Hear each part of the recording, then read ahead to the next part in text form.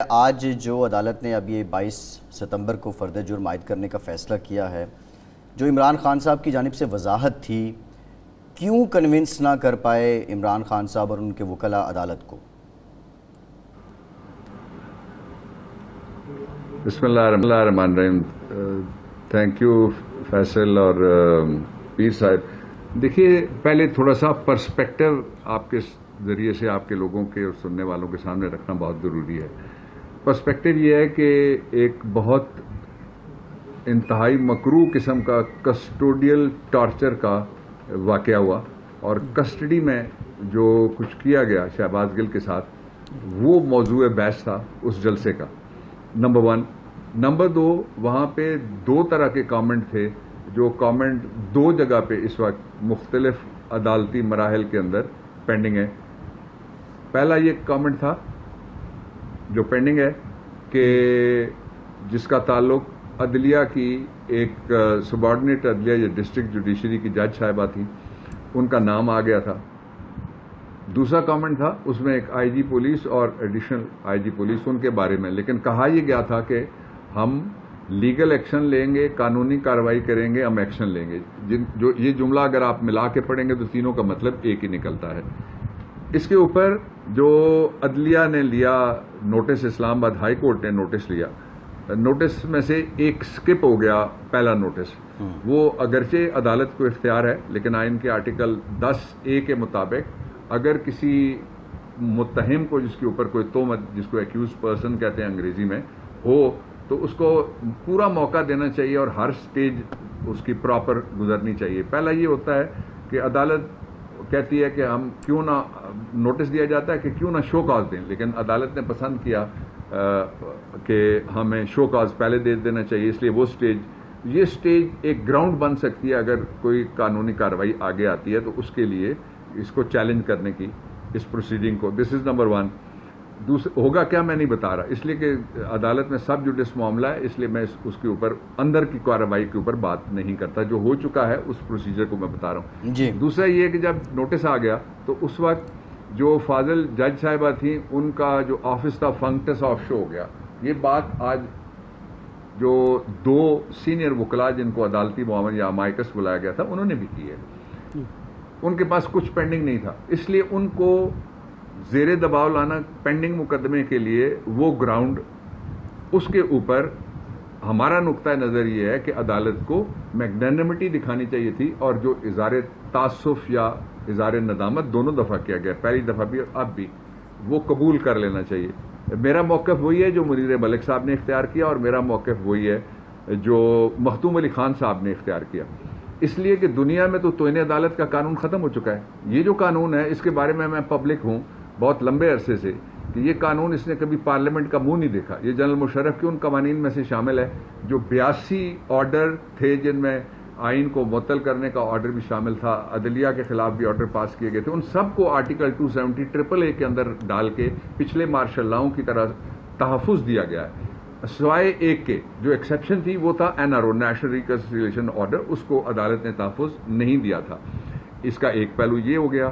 دوسرا اس کا پہلو یہ ہے کہ جو مخدوم علی خان صاحب نے کہا وہ یہ تھا کہ انہوں نے مثالیں دی. مثال کے طور پہ انہوں نے ہیلری کیس کی مثال دی، پھر انہوں نے جو کامنٹ کیے تھے امریکن پریزیڈنٹ نے، اس کے بارے میں مثال دی. اور میں ایک مثال کا اس میں اضافہ کیا جا سکتا ہے امریکہ کی تاریخ سے. جب ایل گور versus George W junior Bush کا مقدمہ چلا تھا تو اس میں جو ایل گور تھے، انہوں نے سوال اٹھایا تھا کہ جو ججز ہیں وہ جو دوسری سائڈ کا میرا رسپونڈنٹ یا ایکیوزڈ ہے، جس کو میں کہہ رہا ہوں کہ اس نے میرا الیکشن چوری کیا، وہ اس کے ابا کے دوست ہیں. اور کچھ ججز نے تو مان لیا تھا کہ ہم اس کے دوست ہیں.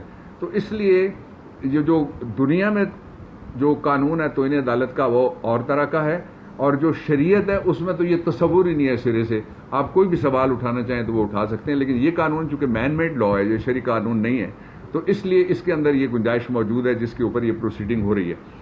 اس کا ایک اور پہلو ہے جو بہت امپورٹنٹ ہے. تاثر یہ دینے کی کوشش کی جا رہی ہے، یا لوگ غلط فہمی میں کہہ رہے ہیں کہ شاید کوئی فیصلہ ہو گیا. آج کوئی فیصلہ نہیں ہوا.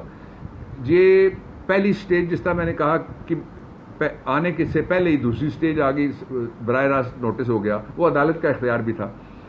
دوسرا یہ تھا کہ آج عدالت نے پریلیمنری ہیئرنگ کرنے کے بعد دونوں طرف کی، اور امائکس جو انہوں نے مقرر کیے ہیں ان کو بھی ریلیو نہیں کیا کہ آپ فارغ ہو گیا گھر تشریف لے آئے، انہوں نے اپنا موقف دے دیا، اور بعد میں بھی ان کو بلایا جا سکتا ہے، اور ایک دفعہ اگر نوٹس ہو جائے امائکس، مجھے مثلاً جو ربا والے کیس میں شرعی عدالت نے بلایا تھا تو کچھ 7 سال سے میں امائکس ہی چلا آ رہا تھا، 4 مہینے پہلے جا کے وہ فیصلہ آیا، اور اس میں نے تقریباً مہینہ لگایا جا کے عدالت کو معاونت کی۔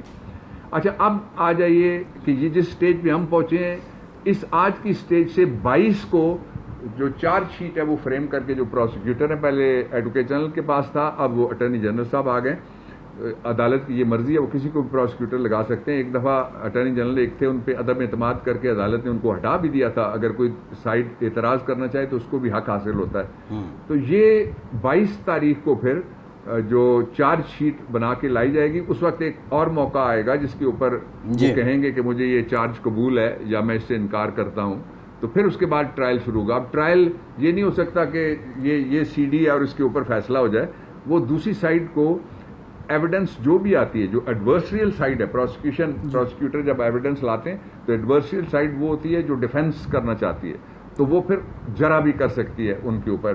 اچھا پھر جو ایک دونوں وکلاء نے کہی جو امائکس تھے، میں نے آج تجربہ بھی کیا وہ پھر جا کے، میں آج عمران خان کی طرف سے ایک بیل پٹیشن تھی جو ایک سیشن جج صاحب کے پاس پینڈنگ تھی، جس میں ہم نے وہ بیل آج ایکسٹینڈ کروائی ہے 27 تک۔ انہوں نے پوچھا کہ دوسرا کیس جس میں آپ گئے تھے اس کی کیا تاریخ ہوئی ہے، میں نے ان کو بتائی، انہوں نے کہا وہی تاریخ رکھ لیتے ہیں۔ تو ایسا نہیں ہو سکتا کہ اتنی شاندار روایت رکھنے والی جو اسلام آباد کی عدالت ہے، اور یہ نیا ہائی کورٹ ہے، اور مجھے اللہ تعالیٰ نے اعزاز دیا تھا کہ میں نے اس کو تخلیق کیا 2010 کے آرڈیننس کے ذریعے سے، اور 18th کانسٹیٹیوشنل امینڈمنٹ میں پھر یہ اس کو ریگولرائز کیا گیا آئینی طور پہ کہ وہ متاثر ہو جائے، عدالتیں اسی طرح سے چل رہی ہیں، کسی جگہ کیا obstruct ہوا جسٹس، یہ بھی ایک سوال ہوگا جب ٹرائل آئے گا سامنے۔ لیکن اس سے پہلے ایک اور میں بات بتانا چاہتا ہوں جو بڑی ضروری بات ہے، وہ یہ ہے کہ عدالت کا یہ معاملہ ہے، it is between Imran and Islamabad high court, یعنی between the accused and the court itself. وہ کسی بھی مرحلے کے اوپر نوٹس کو ڈسچارج کر سکتی ہے، ٹرائل ٹرمینیٹ کر سکتی ہے، ٹرائل مکمل کر سکتی ہے، فیصلہ سنا سکتی ہے، اور جو پچھلا ریمورس ہے اس کو قبول کر سکتی ہے۔ اس لیے اس کے اوپر کوئی فائنل ورڈکٹ جس طرح سے لوگ دے رہے ہیں وہ دینا مناسب نہیں ہے میرے خیال سے۔